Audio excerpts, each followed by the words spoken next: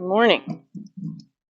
So this morning, Tucker got his first leading lesson where he was following the pressure of a halter, and he had the support of something on back here.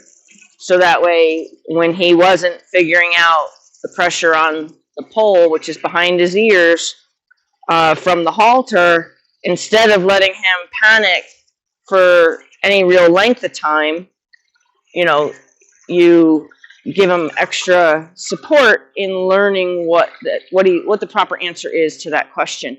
The question is, what do you do if I pull on you with the halter? What do you do? That's the question. The answer is show me your feet. The answer is shake hands.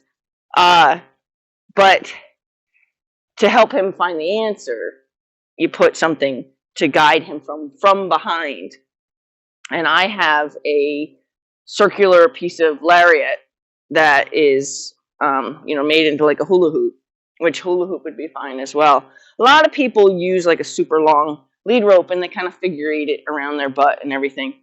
I wanted something a little more manageable for myself. I mean, not that that's not manageable, but stop that. Stop that, Sassy. He was thinking about being a little Bucky. You were thinking about being a little Bucky, weren't you?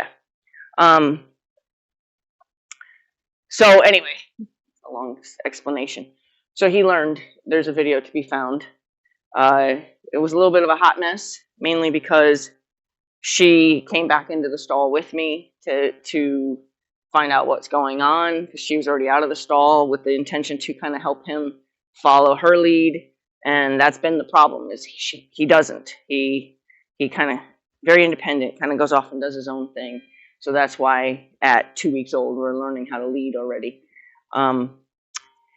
So she came back in the stall and kind of got in the way. And then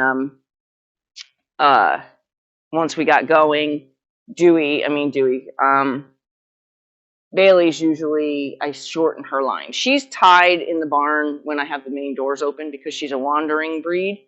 So if she gets out, there's no recall. She doesn't come back when she's called. And so I manage her by tying her when the doors are open in the barn. So she was tied, but I hadn't shortened the line for the transport from the stalls because they live in a bigger stall during the day. At night, and then they're in this smaller stall during the day, but as you can see, they have access to outside. So this is kind of their turnout stall. And I usually shorten Bailey for that transport. And I forgot to, so Bailey was like right up involved in this as well. I wasn't worried about what Bailey was going to do. They know each other. They're always nose to nose. But I was worried about Bailey's interest distracting him from his lesson. So I did find that it was a little bit tougher than it needed to be. Set yourself up for success. I did not set myself up for success this morning. But by the time we got to the stall, you're being very polite. You're being very polite. By the time we got up to the stall, we were being successful for sure. Yeah. You're, oh well, am I not being, you want to interact with me not interact with you? Is that what's happening here? Huh? You want to be the one that involves yourself and not me? Yeah, it's a light. Don't stare into it, you'll see spots. Hi. See? I can see that light. Thank you. Good morning. Did you have a good morning? You learned, you had a little baby halter put on you, huh?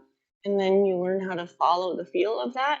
And he even got kind of turned around at one point, and he felt the line go down his body, and he felt the direction from his nose, and he followed that feel perfectly. Very impressed by that, because I would have had to abort had he got spun around and the line went down his side and he didn't follow the lead around, his head was turned down on the side of him and the line was guided around his butt. And had he not allowed his front feet to follow the way his nose was being guided, I would have had to drop the line, because I certainly wouldn't have wanted him to fall down or to hurt his neck by bending it, where I was the pressure. But he did that beautifully. Yes, he did. He did that beautifully. Yes. Twice, actually. Right? You followed the feel of that line down your body and touched to your nose. You followed that beautifully twice, huh? Okay, so I'm actually a little bit behind this morning because I did a halter. I tried on a new halter on him this morning, so I'm a little behind this morning because of that. And I have some stuff I have to get done before I can leave today, so he's gonna have to say goodbye. Good morning, though. Good morning. You're being so polite too. I want to leave on a good note because he's usually all up in my grill.